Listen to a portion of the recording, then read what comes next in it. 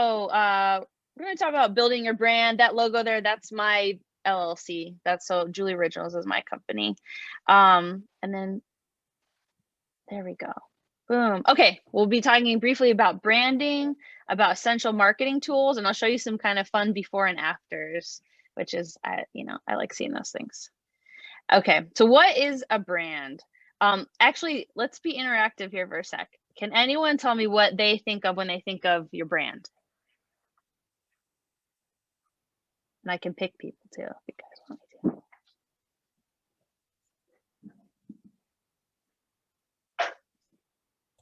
Crickets. It's crickets. I told you, Julie, it's crickets. Okay. You as a person. Okay. So as a person, you can have your own brand, your personal brand. Anything else? That's good. Just like your name, your reputation, what your company, or something that people visualize and they put a value to it. That's really good. I like how you brought up, it's how people think of you. And I think sometimes a misconception is, sorry, there we go.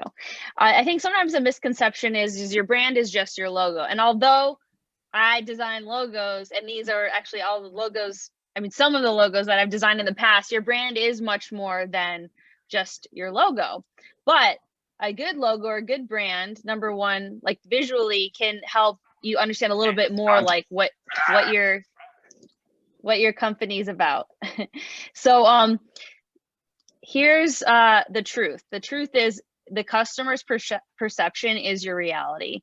So a brand isn't just how you look, it's how you answer your phones, it's how you deal with customer service, it's your web presence, it's your business cards, it's your quality product or service. So it's just so much more than just a logo. And we're gonna transition into some marketing tools that I find valuable.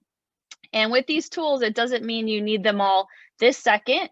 I know you guys you're in different industries. Some of you, I wrote down, some of you are in B2B businesses. Some of you look like more B2C businesses, business to consumer.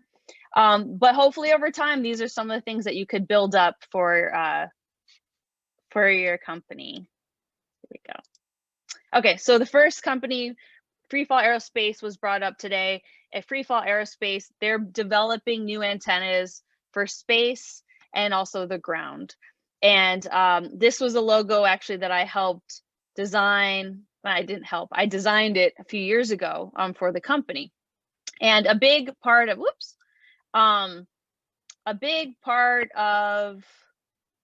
your company is your look and feel, and does it match what you're doing? And just kind of some insider background, when I was sketching, can you see my pointer? Wait, right now. Yes, we can. Yes. Oh, you can. Okay, cool.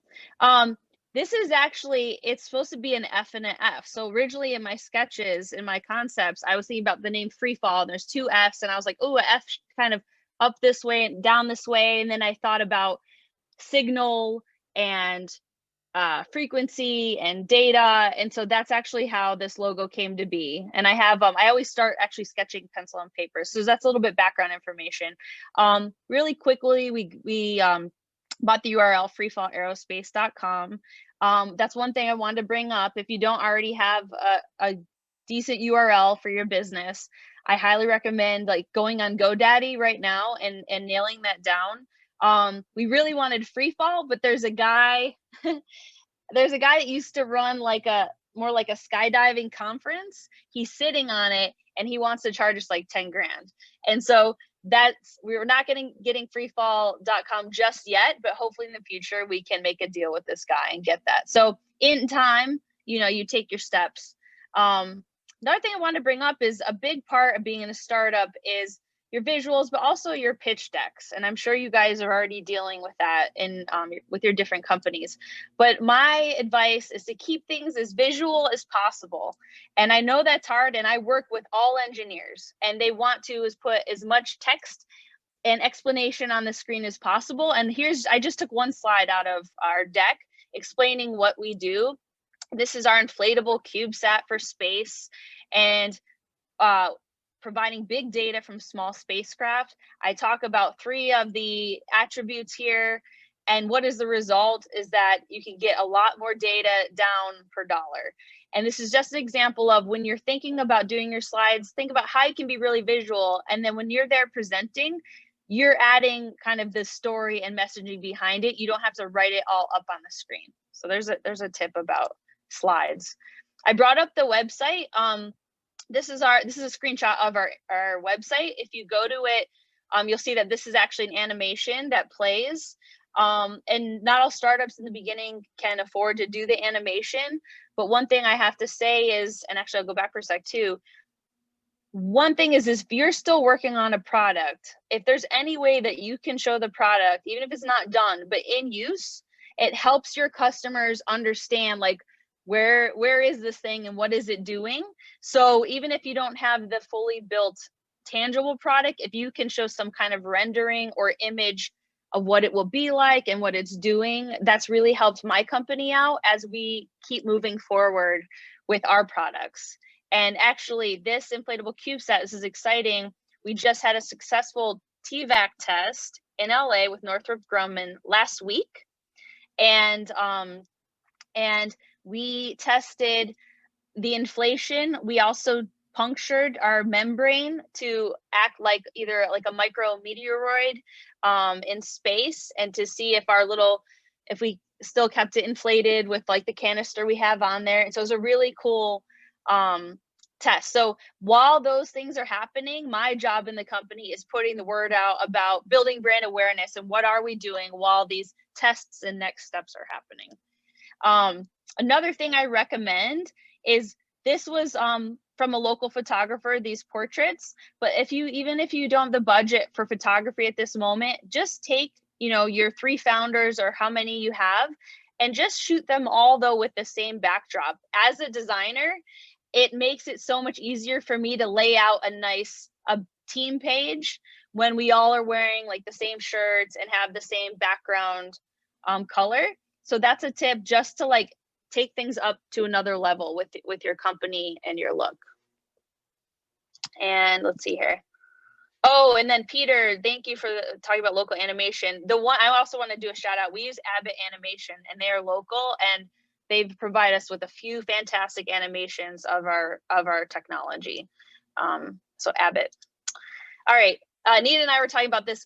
Anita and I were talking about this the other day, and an easy thing you can do is have a nice email signature. And this is mine, and I'm going to provide a link. I'll provide it at the end because I wanted to keep this up on the screen. Oh, the owner of, oh, very cool. Don. Okay, awesome.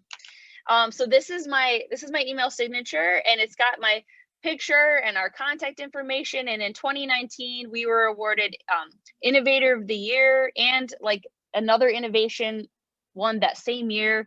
And so I made sure to put that on there as well. And then of course you can click on those other buttons to learn more or to connect with our social. So it's such a great opportunity. And like Anita mentioned the other day, when she's trying to refer someone, she literally copies and pastes someone's signature and sends it to the other person. So just make it easy for people to get in touch with you. Now we're getting into, I wanted to show you some examples of social media graphics. So far, everything I'm showing you is very digital. It's very digital, so it's not costing money to print. But what we're doing is trying to create a consistent looking professional brand, so that if your company is getting checked out online, or you, it'll be really obvious who you work for, and keep that consistency up. So this is my LinkedIn profile, and you notice I have it branded in my cover photo. Not everyone uses the cover photo, and that's an opportunity right there. Put something in there, put your company logo up here, and then have a nice profile pic and describe what you do in your company. And then you'll see, this is our team LinkedIn page. And now right now I have this change to say join our team because we are hiring at the moment. So I changed the cover photo, and that's something you can do too. If there's something you want to call out, or say we just won an award, that would be a great spot on LinkedIn to like, even who is it, Laura, who just, won something. So whatever it is, use that like that space to highlight. And then here's Twitter. I'm going to send you guys at the end too a link to this really good website that gives you all the correct social media graphic sizes, because that seems to change year to year and based on what channel you're using for your company. So I'm going to give you that at the end as well. Here's some printed stuff. So here's one of the sides of our business card, and here's our letterhead. And this is actually kind of the only print piece I'm showing you from FreeFall. We have others, but I think these are pretty essential things. Having a nice business card that you can hand and be proud of, whether you're at a conference or you're networking or whatever it may be. And then having nice stationery that matches. So when you send a thank you or send a follow-up or whatever it may be, it just looks really professional. All right, that's FreeFall. Oh, and then last but not least, this is pretty cool. When you do have the opportunity to do something amazing, have this great photo op. This was a test. Now it's almost 2 or 3 years ago. This was above New Mexico, 160,000 feet up. We were testing our spherical antenna. And this was a shot from our GoPro. And I've used this shot so many times because it's exciting and it's where we're going. And then, in fact, next April, our inflatable CubeSat will actually be going up on a Firefly rocket. So this was a step towards that. So as you get these cool photo opportunities, use them, and it helps people understand what's going on. Okay, and then I'm going to switch. It's going to be, because I noticed this is more a business to consumer site. This is my own personal art business, and you're going to see branding and some other ideas, but obviously with a different flavor, because what I do is I'm a fine artist and I make art gifts for people and also educational gifts. So my main product that I had created was Desert Dwellers flashcards. They're for kids. I painted each image and there's facts on the back. A tool that I use to sell these, besides them being cool and educational, is these are called wrap cards. And this is a really simple way for your business. These are the size, I think they're 4x9, usually the size of a brochure, and they'll also fit into a number 10 envelope. And it's just a two-sided thing. And then I basically, when someone buys something from me, I'll put them in the bag, or I sell my flashcards at different retailers so they can stand in a brochure stand. And the front side, I'm talking about the product. And the second side, I'm talking about, well, who am I? And what's my statement? How do you get in touch? So think about that for your startup. And then business cards, I showed you FreeFalls. Well, my artistic business cards, I used Moo because I love how Moo, you can print different backgrounds on your different business cards. And for the FreeFall, I use Cirrus, which is a local printer, and they're great. But this is fun. This is a way to show your portfolio. So depending what kind of products you have, maybe this is something you can do. You can show a few different images. And when you're at a networking event, how fun is it to pull these out and to be like, oh, which one do you want? Or, it's like a good conversation starter. Just wanted to show you how the website looks consistent with a newsletter. And now a newsletter is a really good idea. I was doing it for FreeFall and I've kind of fallen off the wagon. That's the tricky part with blogs or newsletters, is kind of committing to whether you're doing it once a month or your blog, you're posting weekly. That's a hard challenge, but the really good thing is that it's basically it's free if you use something like MailChimp. The thing you need to do though is collect emails and then follow up with something interesting every month. And maybe for this art business of mine, maybe it's new art that I'm doing or an event that I'm at. For your businesses, maybe it's an update about your technology or a conference that you're going to be at. So that's another, I think, good tool. And I love e-newsletters. Like, I'm not a fan of texting campaigns, but I'm probably too old and that's why I don't like that. But it's one way to connect with your potential customers. For my business too, a catalog was needed. So this is a catalog of my wholesale products. So this is what I give to retailers if they're interested. So developing a nice catalog that features your work and has pricing is essential for that kind of business. And I wanted to show you the shirts. So FreeFall, we had branded shirts, and just for my Julie Originals business, this was at Festival of Books. We had branded shirts. So think about, you know, how can you even wear your startup logo at certain events? We talked about social media, and then last but not least, this is a collaboration. This is something to think about. Can you collaborate with another business? So Tom Heath right here, he does mortgage lending, but for the holidays, he wanted to give gifts to his customers. So he asked, can we use your desktop calendar? So this actually folds open and then it's a little calendar inside. So I basically, because I'm a designer, I just basically co-branded with him. So put his company on the front, his contact info, and then each calendar page has his website as well. So just be creative and think about how you can work with others. And then I want to show you this quickly. It's just before and afters with some different brands and kind of what they look like before. So Jim Hanley is a great financial advisor right here in Tucson. He kind of did this logo himself, and he wanted it to be more professional and match the quality that he provided to his customers. And this was the rebrand. So I kept that. If you go back, you can see he liked the sort of shamrock thing.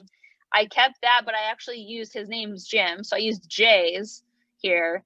And I kept the color palette. He's of Irish descent. And then the other thing is perfect is the Irish with a green for financial. Like it's a perfect color palette for what he does. Here's another one. This was a painter who actually painted the exterior of my old home. This was his old logo. And then this is what we came up with for the new logo. So really highlighting what he does. So he paints on homes. And this is a local organic granola company. This was the label before. And then this is after. I freshened up the logo, and then I painted and illustrated and designed all this package design. And then what's cool is she's local, she's Tucson, but she sells this at Whole Foods. And so with good branding, good design, you can stand out on a shelf at, Whole Foods on a national level. You can look bigger than, really what you are. So there's the power of graphics. Now, you might be wondering, what is this? And that's what I wondered when this guy sent me this. He's like, can you help me with this? And I'm like, what are these pills and what are they doing? And it turned out he's had a networking kind of business group, and he was trying to illustrate something, but he just wasn't getting it right on his own. And so after talking to him on the phone, I looked at this and I'm like, okay, how can we show this in a better way? And this was the before, and then basically this is the after. So we didn't need the pills. This is what he was trying to get across. I showed with the circles, the overlapping, how these things all work together, but this is what his company provides. And so same thing when you're showing charts or handouts or sell sheets, is there a way you could show the information better? This is another one. He was trying to explain the costs of the things he provides and what's included. And so I took that and then made it just even clearer. It's like, okay, 2 options, like $20 a month, you get this, $45 a month, you get this.